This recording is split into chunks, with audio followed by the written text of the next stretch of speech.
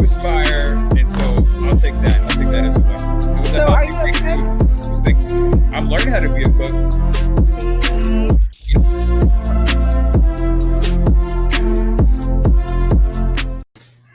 Hey everybody, we're back. Hey Edgar, how are you? That was impressive. That was a very long intro. I found the countdown thing, so I was like, hey, let's check that out first. I mean, first of all, that was nice. And then nice job on the intro. That's a win. That is, I just fooled around with Canva. Like you had said, like just try it. I think I redid it like 10 times though. So how'd you get the music on there? That's what everyone keeps asking me. They have free music and on Canva? Yes. But Alex Martinez, who's the most amazing person ever, has been trying to add on his own music to there, and we can't get it on. So if anybody has any tips on how we can add, amazing people like Alex's music onto our intro, please let us know because we can't figure it out. Next time I see your podcast, Edgar, you're going to have like this amazing intro with like this. We try to keep people over at the at LEC Live. You know what I'm saying? We don't have this kind of fancy investment and stuff. And so just want to be clear about that. And everybody, this is all free stuff. So it's all free stuff because that's what we do. First and foremost, thank you so much for inviting me back into the family here. I have a lot of thoughts on as to how I left. So we're going to have that. We're going to have this conversation around Fuego. And, you know what I'm saying? Like, I'm just glad to be back, Deanna. Thanks so much for including me again in your life. And for everybody that doesn't know, there is a story to that, and we'll get to it. But I first and foremost want to introduce ourselves to people that maybe haven't been on our podcast before. Well, of course. Yes, let's do that first. Then if they want to leave after that, they can. Fantastic. Well, I'll go ahead and start if you want me to. Yeah, please do. So I'm Edgar Palacios. I am a proud board chair for the Latino Arts Foundation. I've been working with Deanna for, it seems like 3 or 4 years, 5 years maybe. And so I'm just a big fan of the work that she does. I'm a big fan of the arts in general. But I'm glad that we have an organization like this in our community that helps elevate the voices of Latinx artists and helps also model the way for our young folks as well. So just very proud to be in the community with you, Deanna. Well, you got to tell us about what you do, though, Edgar. Oh, yeah. I mean, work. For fun, I run an organization called the Latinx Education Collaborative, where we work to increase the representation of Latinx education professionals in K-12. It is a nonprofit startup. We got our C3 status back in the end of 2018, but it's an idea that's been kind of festering and growing since I think the late 2016, early 2017. So I don't know exactly when it popped into my brain, but here we are so many years later. And I'm the CEO founder of Latino Arts Foundation, which includes the Latino Arts Festival, this Midwest Chicana podcast and brand, as well as the soon to be open, hopefully, Chicano Art and Cultural Center of Kansas City. That's going to be through the entrepreneurial program of Porterhouse KC, which Dan Smith and Sharon Thompson are the founders of. So very excited about all of that. And Edgar and I have known each other for a while, and that's kind of hopefully something we can talk about at some point too, because I think that's so important for the community to understand, because I've been starting to realize that some people don't know like the entire story of like how things evolve sometimes. And sometimes they even think, oh, they have funding or, this just happened and it's just like, oh, easy. And it's kind of nice to be able to share the story of how this actually all came together. It was actually a piece of paper that I still have.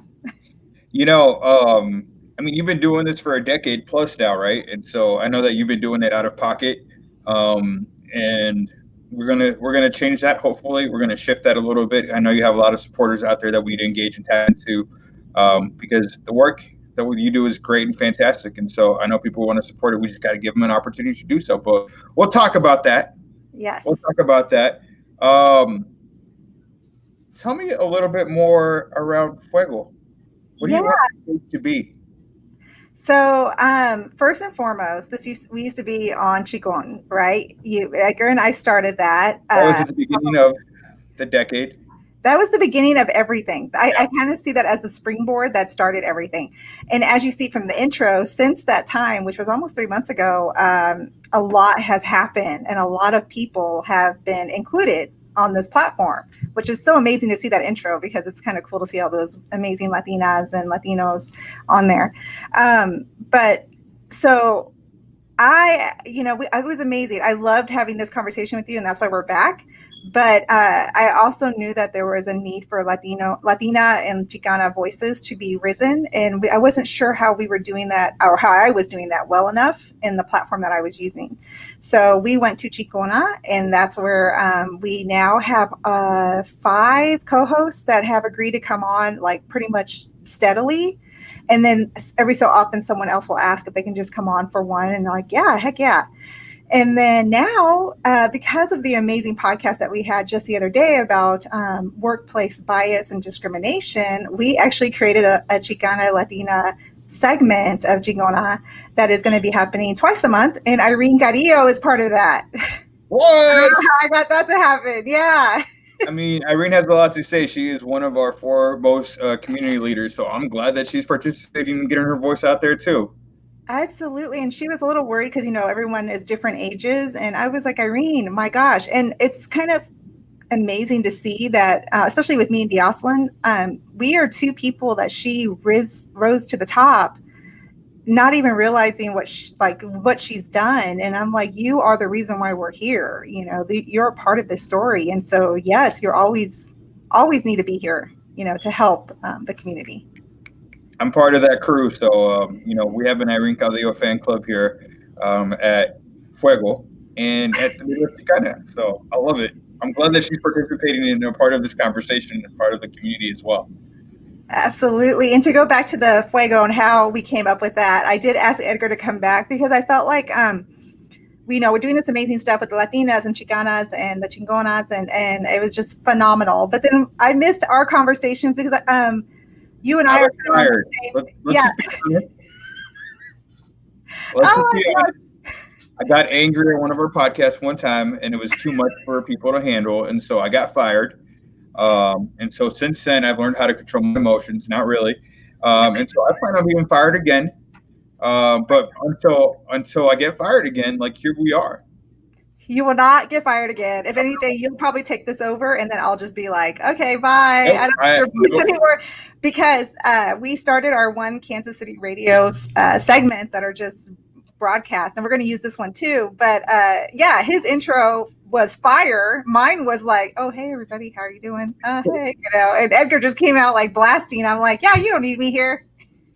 Yeah, absolutely need you. I don't need anything else to take on. I already am failing at a lot of other things, so I don't want to add another failure to my list. Oh my gosh, no. We have this conversation all the time, and that is not what is happening at all. But I feel like that's exactly how we always feel, though. Like every day, it's like either, oh my gosh, it's the most amazing day ever, or it is absolutely the worst day of our lives. Yeah. Yeah, and sometimes those days happen at the same time. So for Fuego, just to give people background, the reason why, so can you tell them a little bit about what you wanted to call it, the calming, right? No, I started with Cheesemate. I think it's so important to talk about like Cheesemate and talk about like the stuff that was, like relevant to our community, relevant to us, and to, sit here and talk about it, which is part of who we are as a people. But then also, I think also just like centering and calmness, right? Like we want to have a space where we can come together and not necessarily worry about everything that else is going on in the world, because we deal with that every single day and we try to navigate it as best we can. So can we have a space where we regroup, recharge, and go back to work, right? To a certain extent. And so it was around, I forget what it was. La calma, something like that. But at first it was Cheeseman because, we'd like to talk. Exactly. We do to ourselves sometimes, because thank you to the 3 viewers that are here with us today. We got 3 viewers? Yes. Yo, if you want to write some comments or questions, please do. We'd love to engage you. So it could be 5 of us here. I'm excited that we got 3 viewers. So thank you so much for joining us today. Um, that's more viewers than I thought we would have, Deanna. Well, it's a lot more than some of the ones we've done. There's been one where it was like 0 the entire time, which is perfectly fine. But I think you and I have had this conversation before. When you're on these things, I'm not a broadcaster. I'm not a podcaster. I'm not trained to do this. And I'm a very emotional person. So, and I'm very connected to people. And that's a fault sometimes. But sometimes it's just an amazing thing too. I've taken it as a positive. But it can get a little bit like nerve-wracking when you're like, oh, wow. So I'm just here talking and nobody cares. A lot of people care. One thing that I love about this virtual space and the broadcasting side of things, first and foremost, is the fact that people tend to watch it after the fact too. And so I get a lot of good feedback around the work that we do over at the LEC. And I'm often surprised by people who are watching and people who are joining us and engaging in the conversation. Maybe not during the time when we're doing it, but definitely after the fact. And so, that's an invitation to continue to remain engaged with us, continue to remain engaged in the work, and then to engage when you want to engage. Because, right now, maybe some people just want to go home and drink a shot of tequila. Yeah, or margarita. Drinking a shot of tequila, or taking a shot, I should say. You don't drink a shot, you just take it. I don't do shots very well, and people know that and know me. I sip it. Yeah, I know. You learn something about me every time you're with me on a podcast, every single time, right? Every single time, you surprise me. I know. I always learn something new about you. I know. And okay, you can stop. I'm just saying, if you guys like tequila, if y'all like tequila, go ahead and give us a like. Yes. If you don't like tequila, if there's a Costco brand strawberry margarita with Gold Cuervo, amazing tequila in it, and Aaron literally has bought like 5 cases. So if you never find it anywhere, thank you, Alex. Yay, Alex. Did you hear us talking about you? Well, not necessarily a shot of tequila. We were just saying how amazing he is as an individual. But yes, and that we were trying to get your music on here and trying to find ways to bring you a part of this intro over here. So, but yes, so if you go to Costco and there's no more strawberry margarita with that amazing gold tequila, Aaron Munoz probably bought it. I don't know. Aaron Munoz was a strawberry type of guy. I think quarantine has done a lot to him. Wow. Well, I'm glad that we're all growing in ways that we didn't know we would be able to grow. So this is great. And this is the last podcast I will be doing. No, not at all. Not at all. What's up, Magali? Look, she's drinking a beer. Yes. That's what we should call it. You know what? I think that's exactly what we should call it. Like Trago instead of fuego. Or Das Boot. So my that's censoring, as much as I love our German friends and family, Das Boot, really? Well, okay, this is part of my story, and this is something I wanted to talk about a little bit too, was the fact that I don't speak very well Spanish. So when my family came back from Mexico, they brought back this little boot, and they put shots in it, and now we call it Das Boot. So I don't know if that's the real name of it or what. Well, that's just our Das Boot. So, Chico, what's up? Good to see you here. Great to share when I met my quota. That's a true statement. That is, yeah. There is a quota. I think that tequila has definitely a life shelf. Look at that. We got that. You know what? I will absolutely celebrate this. House of Representatives are advancing the National Museum of the American Latino Act. So we're looking at a Smithsonian institution dedicated to the preservation and celebration of over 500 years of American Latino history. So I hope you guys know that that's the same one that I sent the email about in regards to meeting the artists to do the merchandise. So that is why they wanted the voices ahead of time. So please, if you haven't sent the email, you can even send it to Edgar if you don't have mine, because Edgar's connected as well. You are not what? That's not even right. Okay. No, I mean, you're the orchestrator of this in this community, so you get to lead, and we get to support. Thank you. So thank you so much, Julia, for mentioning that, because that is something that they're trying to bring the Kansas City artists a part of. So I think this is a huge win. And it's so important. What I love about it is, first and foremost, I hope it gets past the Senate. So we all know that, and maybe I'm wrong on this, and I could be wrong. So if I'm wrong, somebody please correct me. But like, we still have to advance this through the Senate, and then we also have to have our president, somebody's president, your president, Deanna, sign it. Not my president. Don't be saying that on this podcast. I don't know. I don't know where you stand. We don't have this conversation. We don't talk about politics. President Obama was still our president. That is my president. That will always be my president. I'm just saying, I don't know where you stand, and that's fine. Like, that's why we bring the fuego to this conversation. But there's a lot of challenges along the way, and so we absolutely have to show up, those that can and those that are able, to make sure that our voices are heard, and to make sure that we have a space for Latinx identity in these conversations. So I'm appreciative that you're sharing that with Julia. Thanks so much for joining us as well. Deanna, I'm going to get fired again because I'm calling you. And that is not, and he didn't get fired, first of all. And second of all, that is not why it was changed. You actually did an amazing thing because you allowed for the Latina, not allowed, but you gave room and space for other voices. And now look at that. Like, how many do we have just on the intro? Like 8 amazing ladies that are going to be on this podcast, co-hosting and being a part and bringing their voices. Y'all do a phenomenal job. Lori is one of my favorite people in the entire world. Of course, Diaslin is one of my favorite people in the entire. I mean, we have a lot of people on there that I'm like, it's just so cool to see. It's cool to see that, and it's cool to see you all just talk about important things. Quite honestly, like, that is such you're holding space for people, and that's so important. Well, it's needed, and it just goes back to when I was interviewed on the New York broadcast, and they were like, didn't even know there were Latinos in Kansas City, and it just helped remind me that what am I even listening to when I do podcasts, and it wasn't really anybody here in Kansas City, and I just hope that this platform, brings to light all the amazing people here doing amazing stuff. I just, I love the fact that people don't think that Latinos aren't everywhere. Exactly. So 17% of the population, soon to be more than that, it's within a decade. 25% of all students in K-12 Latino. We're definitely here, and we're definitely around. Even though some of y'all, not y'all, I'm talking in general, might try to erase our existence or who we are as people. Or deny that we exist.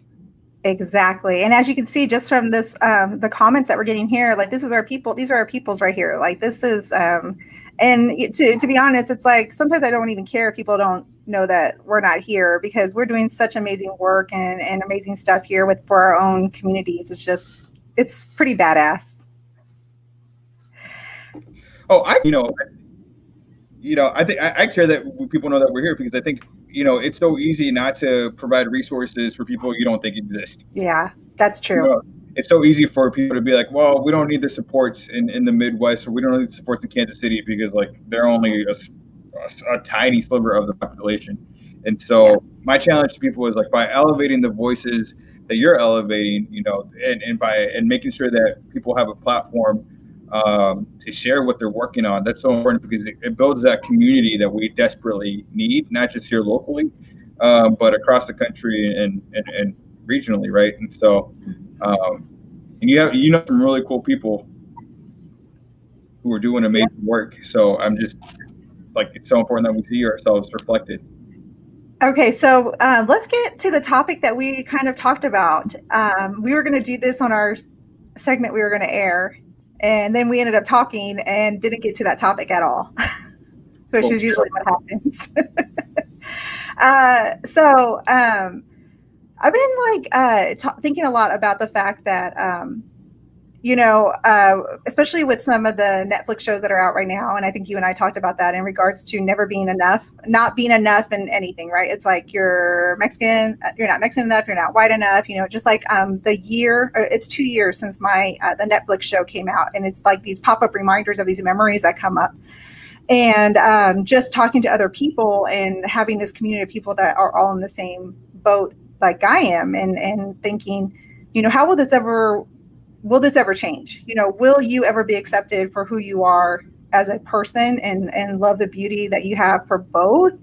And the fact that, how I look doesn't always sit well with a lot of people in my community, because they're like, you don't look like how we look, or you don't speak Spanish. So it's just like this exclusion immediately, that yes, I think you're a good person, but you'll never be good enough to be in this realm. Does that make sense? Yeah. My initial thought is, and this is after years and years of like therapy and whatnot, like, and I don't care. Like, the cool thing about me and that I've learned about myself is that I'm Latino by birthright. And so like whether you think I'm Latino or not doesn't matter to me, because like I am what I am, and so you can fight me on it. I think when we talk about excluding Latinos because they speak Spanish or not, I think that's also really it's actually related more to the language, the language of the trauma of language, right? And this idea that we have to check certain boxes to identify as such. And I don't know who the keeper of the Latino identity is, but I don't know. I like, if I have to continue to prove myself to people that I'm Latino or not, like what makes me Latino? The fact that I grew up eating rice and beans for like the first 16 years of my life every day. The fact that like I love plátano with crema. Like the fact that I can go into Spanish. The fact that what about it like checks my box in terms of allowing me to be accepted by the community. Also, we have to acknowledge white supremacy in those conversations, because like the idea of that you are or aren't is a binary choice, and binary choices and binary outcomes are indeed a characteristic of white supremacist culture. So let's go ahead and talk about that first and foremost. Yes. A lot of our community, in order to assimilate, in order to maybe feel safer or better, like the idea was we weren't taught Spanish. Trauma is associated with that. 100%. I'm so glad you call it that, trauma. It's trauma, and so like we have to acknowledge that, and we also can't as community members, like we can't play into those same systems, right? We can't like I don't hold my community accountable because they either like me or not. Like that is, to me, is a much deeper and like more rooted in some systemic issues that they themselves may not be aware of. And so I have a lot of grace for those conversations. And again, part of doing the work though is like knowing your own worth, right? And knowing what you bring to the table and knowing how you identify and knowing how you show up. And so whether people agree with you or not, like that's their issue, not necessarily yours. I'm not saying it's not hard. I'm not saying that we don't get hurt feelings because of it. I'm not saying like we don't stay awake at night thinking about these things. I am saying though that like,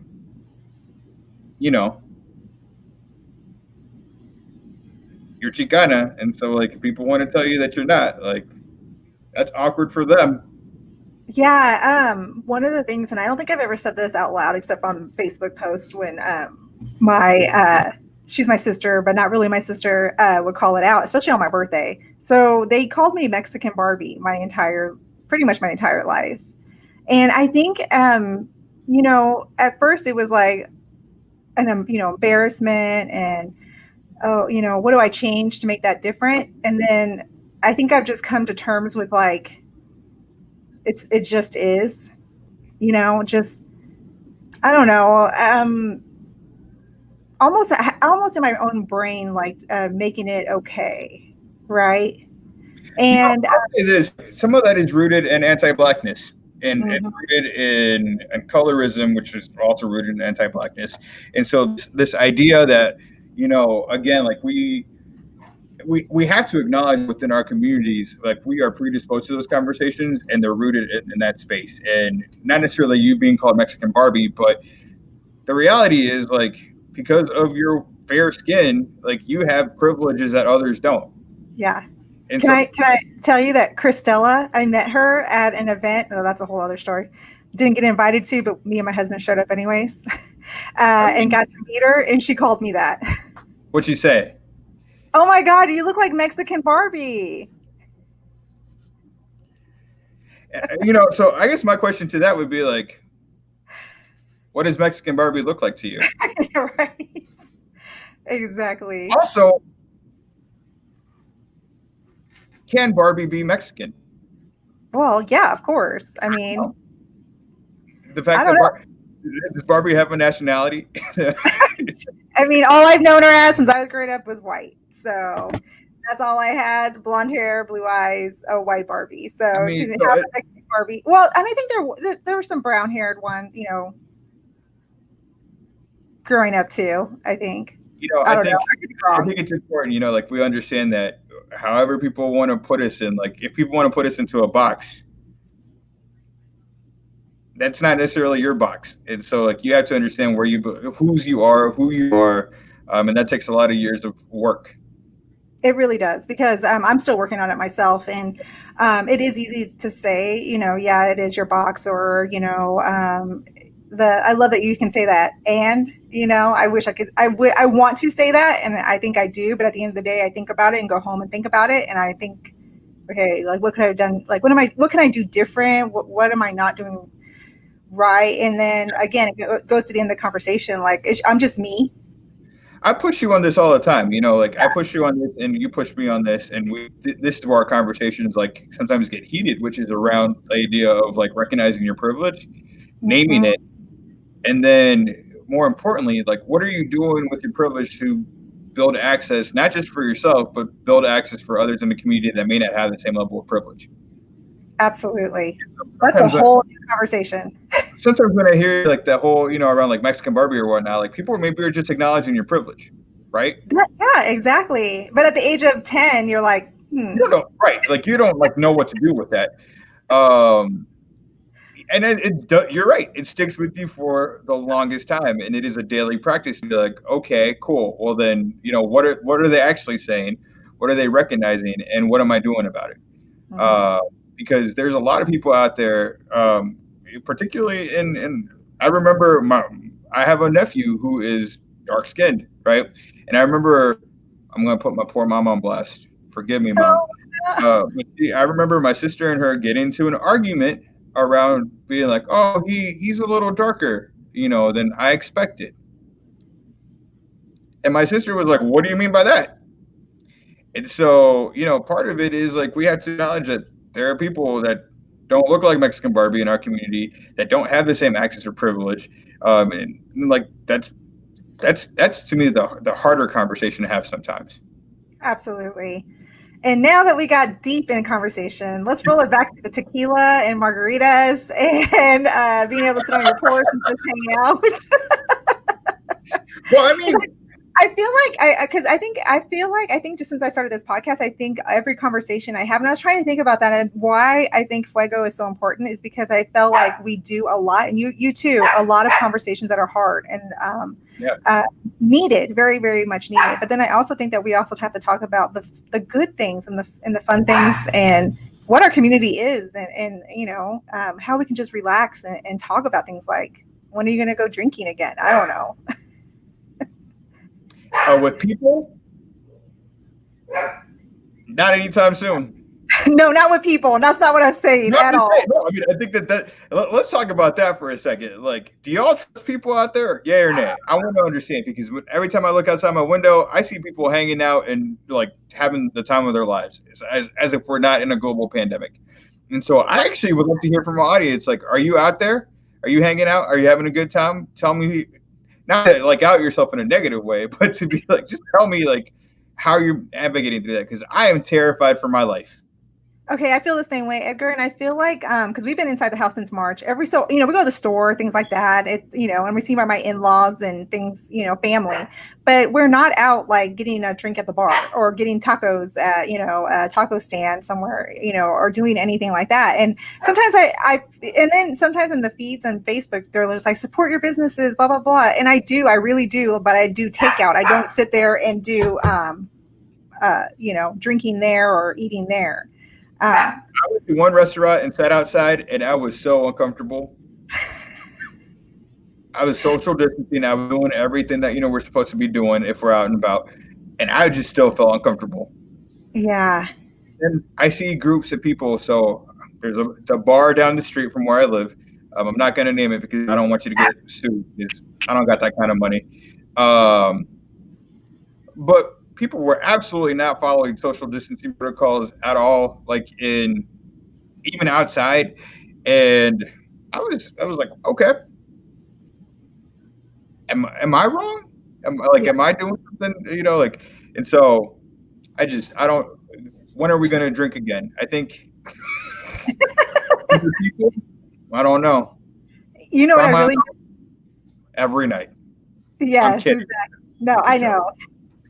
And you know what I really miss is the movies. And I think I've said that many times because first of all, I miss the butter popcorn. I get a huge one so we can refill it. We think we refill it twice. So yes, we are those people. We spend like $200 at the concession. And I would so in my entire life wish I could just do that right now. I think at the end of the day, you start to think about it. I think it's just because you get that moment of just being like almost at rest, right? Just enjoying something without anything distracting you. It's just that you and the movie and your family or friends. So, you know what I am enjoying right now? Disney Plus. Yes.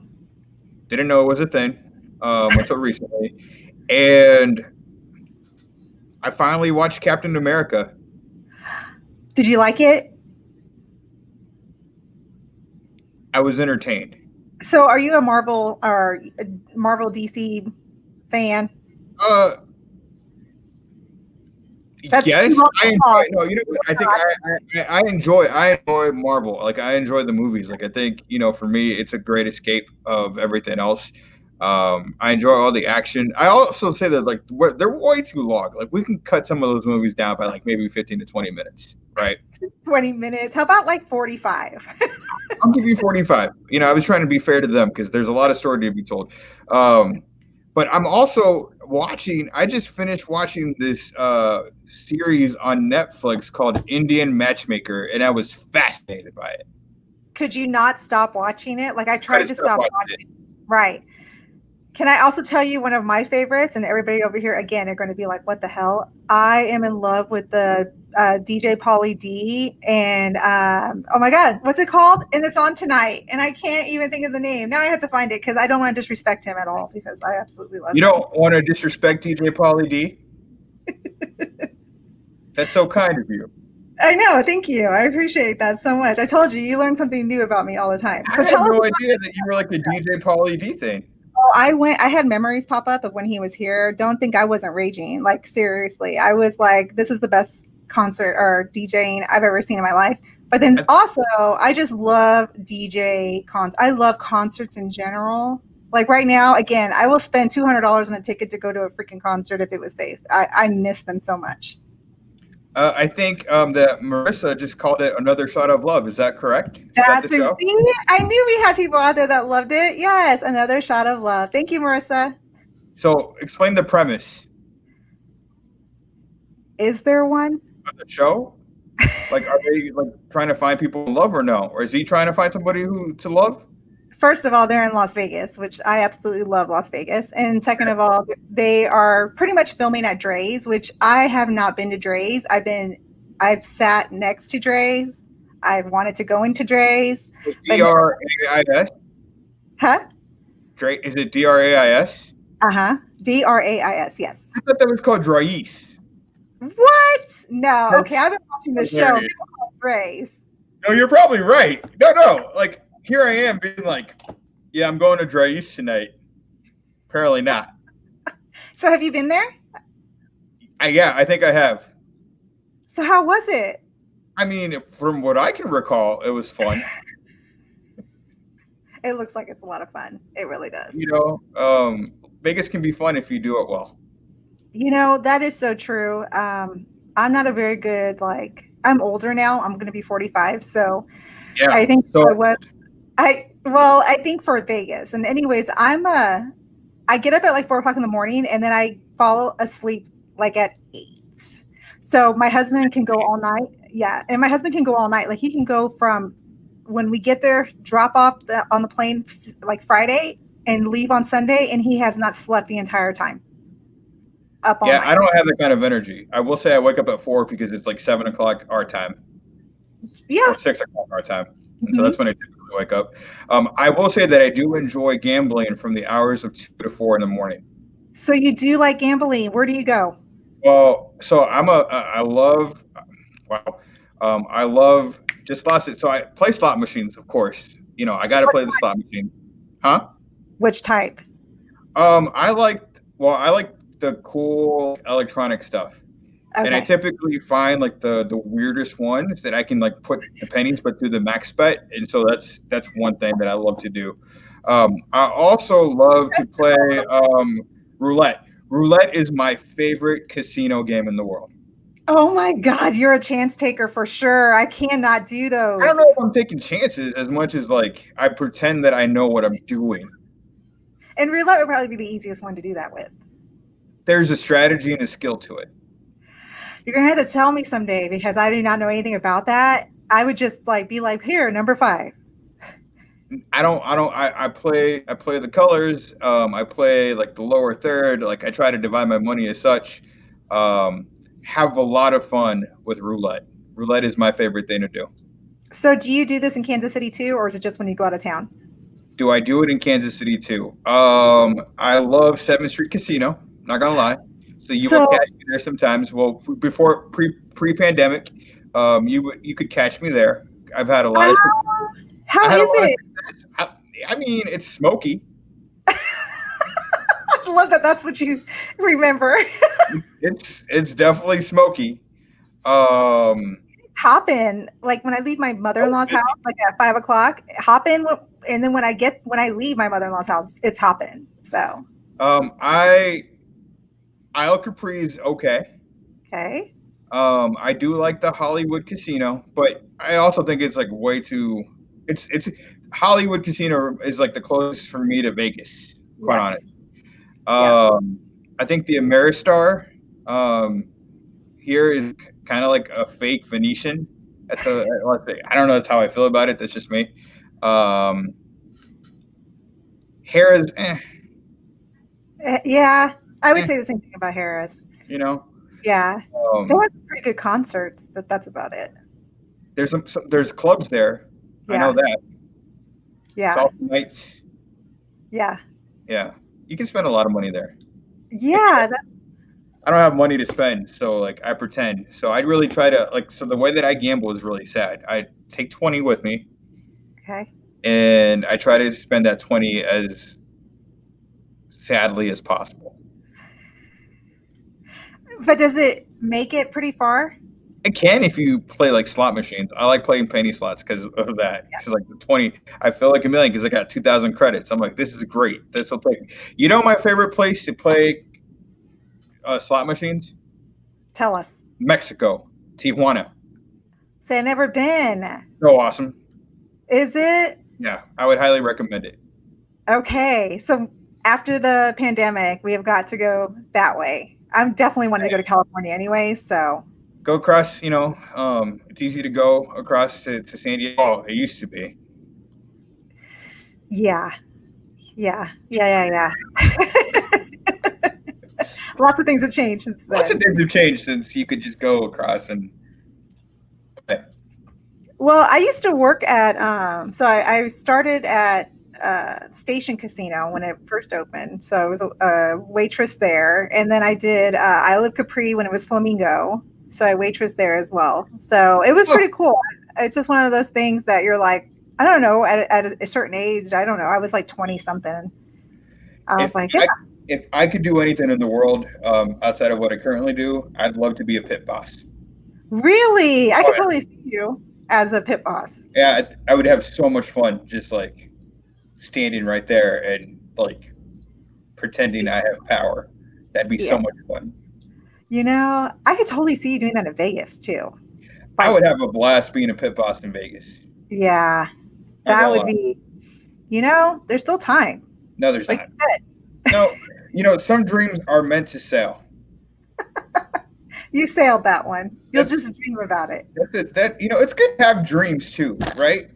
It is. I tell people this all the time. So see, now you're seeing way too much at my place. Um, I was wondering why you're like over here. no, I mean it's just the camera. It's a camera issue. It's really nothing else. Um, yeah, it's funny because like people talk to me about like they want to turn their side hustles or like their hobbies into like money, and I'm like I'm all about it. Like if that's what you want to do, fine. But like it's also cool to just to have hobbies and not have to make money off of them. That's a really good point. Because, yeah, I think, especially nowadays, I feel like so much of that's happening where people are making their side hustle into something and being very successful at it. And I And think when you're watching that, it can you be know, very enticing. but I'm also like sometimes it's okay to have a hobby and not make money off of it. Just crush everybody's dreams. This is what we're here for. We are here to putting fire to your dreams. We are the opposite of what we do in our real life, right? Like in our jobs. I love to know like how many entrepreneurs are out there, and like actually, what kind of hobbies do entrepreneurs have? Yeah. Don't even ask me because I try to make everything I do. We have like what 15 minutes left, and so I'm gonna ask you this: like, what do you do for fun?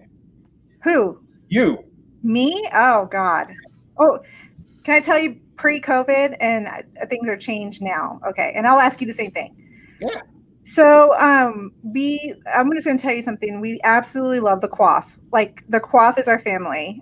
They are the most amazing people ever and love being there. So that's something that we would do for fun, like with our friends, when something would happen, like on the weekend. I love K Machos. If I could live there, I would. So I miss that. But for me and my family, literally every weekend was car shows. Every weekend. Was that fun for you? Yeah, I love it, but my girls don't. So we always had to figure out. So the movies would come in, or like just doing other activities with them. But I started to realize how much we were doing like just a certain thing when we should have been doing a lot more. But yeah, how about you? Pre-COVID, what did I used to do for fun? It seems so long ago. One of my favorite places to be in the world is in a plane. In a plane? In a plane. Wow. Doesn't matter where. Really? It's like it a destination or just being in the plane? Just being in the plane. Like being in the plane like is a cool experience because I used to be I used to have a lot of anxiety. I was terrible at flying. Like fear of flying was real with me. And so I don't know how I got over it or when I got over it, but like there was one moment in time where I was like, I'm no longer afraid to fly. And where did you go? I don't remember. Like it was just a moment of like I was on a plane and I was like, I'm not white knuckling it. I'm not like talking to my neighbor excessively, being like, hey, I'm afraid I'm going to talk to you for the next couple of hours. I actually used to do that to people. Yeah. I would be like, you don't know me, I don't know you, and I bet you thought that you were going to have an enjoyable flight, but that's just not going to happen for you today. You're going to just throw your anxiety onto this person. Absolutely. I sat one time I was on a flight and I sat next to this minister, and I thought that was God's way of saying that we were going to die. I thought that was like that. Oh yeah, that's how bad my flying and anxiety was at that point in time, because I was like, so this guy, this is how it ends. Because clearly, like, why else would I sit next to a minister? Somebody. Oh my God! I just stopped breathing right now. I was right. I was terrified. I don't know if anybody else would be afraid, but yeah, I was definitely terrified. I was definitely terrified. And so, like, I really thought that because I was sitting next to a minister. I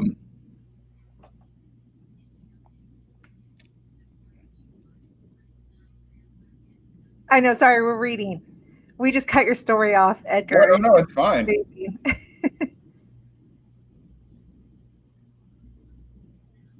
That's so true. It is. That's exactly. I started off at a local grocery store. Mm-hmm. That was my first job out of college. And I found it in the classifieds. I'm proud to tell everybody because I think we were transitioning to like online applying stuff. And I was like, I'm not going to apply online. And when I was applying, there was no online. It literally was the classifieds circling in with a black marker. That's what I did. I circled it, and I was like, this seems like the job for me. And so I applied at a local grocery store, got a job, and it was like, it was interesting. Yeah, exactly. No, and that's exactly, I mean, you do what you do. I remember and you know how things trigger you. So I was working at Price Chopper on Row, and they would make fun of me. Again, triggering trauma that I have. They were like, "Oh my God, look at that Cinderella, the way she sweeps her broom." Like, again, I just looked like this prissy, wannabe Mexican. And so they just always made fun of me. It was the craziest thing. But it wasn't, I don't know. And for me, I was like, they were being, and I probably shouldn't say this, they were being like nice. They weren't being mean about it. But in a way, they really were being mean about it, So. Were they? I don't know, now I think about it, I'm like, damn, I should have said something. Nowadays I probably would have. My daughter always tells me, you need to shut up, like stop being so angry. But I think it's just, I get anger now because of everything that's happened to me, it's like, and I didn't say anything. I feel you. I feel the same way about soup cans. Wait, you said soup cans? Yeah. So if I walk down a grocery aisle, like I used to have to, like make sure that the soup cans were faced all appropriately and like they all faced one way and like they were stocked. And so anytime that I see like a brand new stocked can of soups or row of soup cans or whatever, and I see somebody going after them, I really want to stop. I had this urge to tell them, please don't do that. Because somebody else has to come in and like put the cans in. Oh my gosh. That's, yeah. Worst time, so just know, like the worst time to buy soups, or actually the best time to buy soups is during the winter, because they have sale on soups during the winter, because what do people want to eat when it's cold outside? Yeah. They want soup. And so you see a lot of ads for soup cans throughout that time. I always think about the person that has to restock that. And my heart goes out to them. You saw my sister. My sister does that. I just throw things back, like even clothing, and she's always refolding. No, somebody spent. Sorry.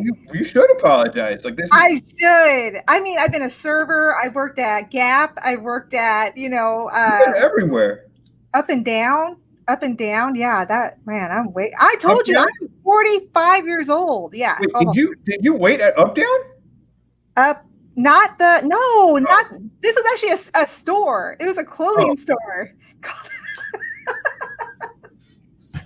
Somebody out there, please tell me you've been to that store. Maybe somebody that's my same age as me. But I had to tell you something real quick when you said that about the flying thing, when you find commonalities between us. So I was very terrified of flying up until I had to go to Las Vegas with Aaron for his car clubs in Vegas. And so I was going to miss out, and so I was like, oh, okay, I got to go. Because I also wanted my kids to fly, right? So my mom worked for TWA, used to fly all the time, free, always, right? Went to California, have family out there like 3 times a year. One time I was 17, I had just had my son. He was a baby. I had all my family going except for my aunt. We all got on the plane. I had a meltdown, like anxiety attack. I know I wasn't hurting anybody, but the police came. They took my son from me and they said, either your son's going to stay here on the plane or you're going to take him because we're taking you off the plane. So I literally, my mom was like, if you're not going to do this, I don't care. I'm taking your son and you get off the plane. So I mean, there was no way I could stay on the plane because people were scared. They thought I was going to do something. This was before any of the hijacking and things like that. So they escorted me off. I had no luggage. I had nothing. The people were like, when you see people rioting, like literally they were like, get her off the plane. Don't stop the plane. And they're like, don't give her luggage. Like mad, like, don't give her luggage. Wait. I was 17. 17? Yes. Yeah. So if you think you have anxiety, think about that. And then so not only did I have anxiety, but then I had fear because I was afraid that was going to happen again, right? I didn't get on a plane again until I was 42 years old. Yeah. And I have to take medication to get on. I'm not. I will say this, like I've never had an entire plane yell at me before. So I don't have that to my list of things that I'm terrified of. See, I have trauma. Clearly. And I mean, that's fine. We all have to acknowledge our trauma. Yeah. So what's even funnier about this, and I'm not going to laugh at your pain, but I will laugh at this. Marissa's telling a story when she remembers that you were upset because you left your blow dryer on the plane with your luggage. Yes, I did. And let's just get rid of that. I had no clothes for 2 weeks. My family was gone for 2 weeks. Yeah. But most importantly, you didn't have a blow dryer. That's, back in the day, and Lori Peters, I think, could tell you this. That was when we did our hair really high and needed the hairspray and the blow dryer, the curling iron, and all of that was gone to California. And as a 17-year-old, I didn't make that much money to where I could just buy a new blow dryer. Yeah. Clothes. Yeah. Man. Yeah. So I'm excited for where our podcast is headed because I think I'm going to, this is just going to be called Learning About Deanna time. No, you know what? I am learning about you, and I want you to be more open about what's going on with you. Because I know this is what we talked about before this podcast is, you wanted me to talk a little bit more, share a little bit more about what I did. So thank you for that. It feels good to get that. Okay. Can I, all right. So I'm not going to name names because, again, won't name names, but I'm just going to share a quick story with you before we wrap up. Okay. That karma is a real thing. Oh, God. It is, though. Karma is a real thing. And so if y'all are doing some shenanigans out there to people, just know that it may come back to you. Got off a call today where somebody was telling me a story about something that's going on in their life. Okay. And I just had to sit there and I just had to be like, and not make any comments about it. And what I really wanted to say was like, do you remember just a few short years ago when you did the exact same thing to somebody else? Oh. And they went through this, and I would be like, and now like that's happening to you. Mm-hmm. So friends and viewers out there know that karma can be a real thing. So I'm glad that you said that because that is something so important for even me to remember, but I think about that all the time. Now, does it make me a perfect person? No, absolutely not. But it's stuck back there because it really does 110% come back. It really does. We've all done things that we're probably ashamed of, maybe. Yes. Or you're like, yes, absolutely. I'll claim that. And so but it was a moment of like, it kind of felt good about it. I was like, yeah. That's karma. That's going to come back on you, Edgar. You know what? Here's what I did to assuage my guilty conscience on this. I was like, however I can help you out, let me know. And so I extended an olive branch. Mm-hmm. But I was also like,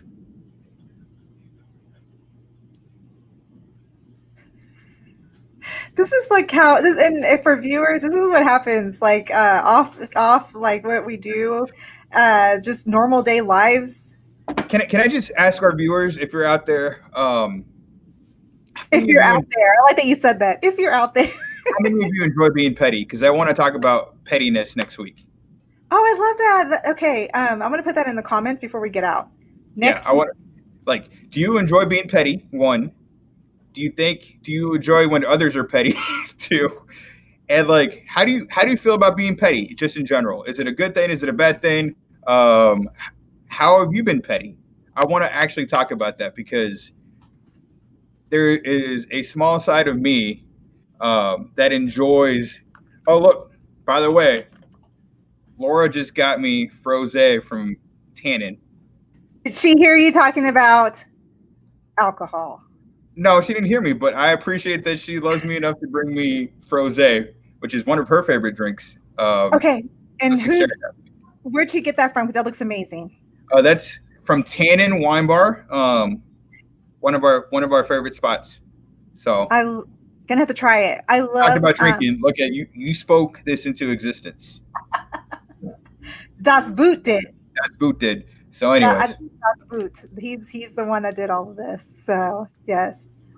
So that's what this podcast is. It's going to be fun. It's going to be energetic. We are going to talk about some crazy things like petty is next week, which I think is a great topic to talk about. We don't talk about it, right? I just want to know, are y'all petty? Are y'all petty as I am? I love how we're just so honest. Well, I appreciate you coming back, Edgar. It was a great hour. Thanks for the rehire. I appreciate it too. Yeah, and 7 of our amazing viewers came on. We had 9, And then, thank you to our last one hanging on here. So we appreciate you so much. We laugh about it because it's just one of those things that as a human, you're just like, think about. But at the end of the day, it's like, I just have fun talking to you, Edgar, and getting like our voices. Likewise, I have a blast, and I can't wait to talk about being petty next week because I have stories to tell. Oh my gosh, get them all ready! I can't wait. So this will be your turn to talk. Oh yeah, I'm gonna lean into pettiness and talk to you about like all the ways that I struggle not being petty. I love it, and I get to learn more about you, and then you can figure out ways that I've been petty. And I gotta, yeah, that's a whole moment of reflection right there for sure. So go drink your wine. Tell Laura we said hello. We'll do. All right, I'll see you. Bye.